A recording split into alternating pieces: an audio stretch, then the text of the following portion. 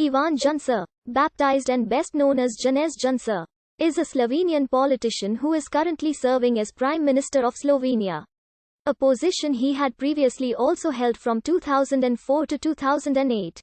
And from 2012 to 2013. Janša has led the Slovenian Democratic Party, which has emerged as the preeminent Slovenian right-wing party. Since 1993, Janša served as Minister of Defense from 1990 to 1994. A post he had also held during the Slovenian War of Independence. Janša served as Prime Minister from 2004 to 2008, and again became Prime Minister in 2012, following an early election in December 2011. On the 27th of February 2013, Janša's second government was ousted in a vote of non-confidence. In June 2013, Janša was sentenced to 2 years in prison on corruption charges. The ruling was confirmed by Slovenia's higher court in April 2014, but subsequently unanimously overturned by the Constitutional Court of Slovenia a year later.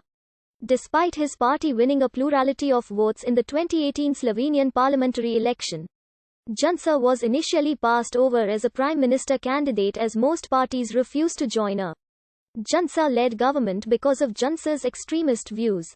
After spending years in opposition, Janša was selected as Prime Minister designate in March 2020 following the resignation of Prime Minister Marjan Šarec. A communist in his youth, Janša's political stance has drifted rightward during the course of his political career. From a liberal, pro-liberal democracy and dissident under communist rule, to a social democrat politician, and to a right-wing hardliner, Janša has more recently been described as a far-right leader by The Independent. And by Foreign Policy, his style of politics has been compared to Donald Trump.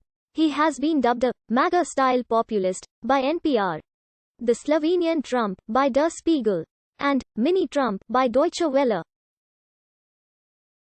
Following the 2020 United States presidential election, Janša declared Trump the winner, and proceeded to tweet a series of conspiracy theories about the election. Janša is a close ally of Hungary's Prime Minister Viktor Orban.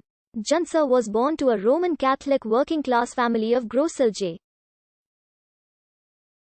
He was called Janez since childhood. His father was a member of the Slovenian Home Guard from Dobrova near Ljubljana who had escaped communist retaliation due to his young age. Janša graduated from the Faculty of Sociology, Political Science, and Journalism of the University of Ljubljana with a degree in Defense Studies in 1982, and became employed in the Defense Secretariat of the Socialist Republic of Slovenia. In 1975, aged 17, Janša joined the League of Communists, and became one of the leaders of its youth wing. He became president of the Committee for Basic People's Defense and Social Self-Protection of the League of the Socialist Youth of Slovenia.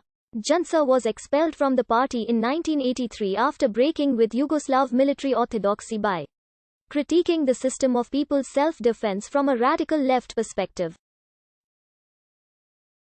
Janša appealed his ouster, but his appeal was denied. Despite the ejection, Janša touted his work in the party in a resume while applying for a job as newspaper editor in 1985. In 1983, Janša wrote the first of his dissident articles about the nature of the Yugoslav People's Army. In the late 1980s, as Slovenia was introducing democratic reforms and gradually lifting restrictions on freedom of speech, Janša wrote several articles criticizing the Yugoslav People's Army in Mladina magazine. As a result, his re-election as president of the committee was blocked in 1984. And in 1985 his passport was withdrawn. During this period, Janša and his associates were held under closer watch by the Yugoslav secret police. Janša was also barred from gaining employment in any state institution or state-owned company.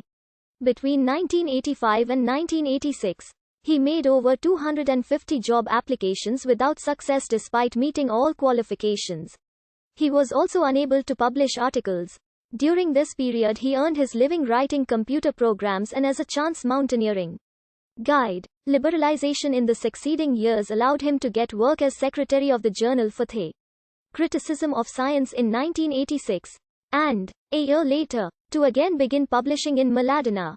His Mladina articles consisted of critical opinion columns and articles on the topic of democracy and national sovereignty. In the mid-1980s, Juncer was employed in the Slovenian software company Microhit.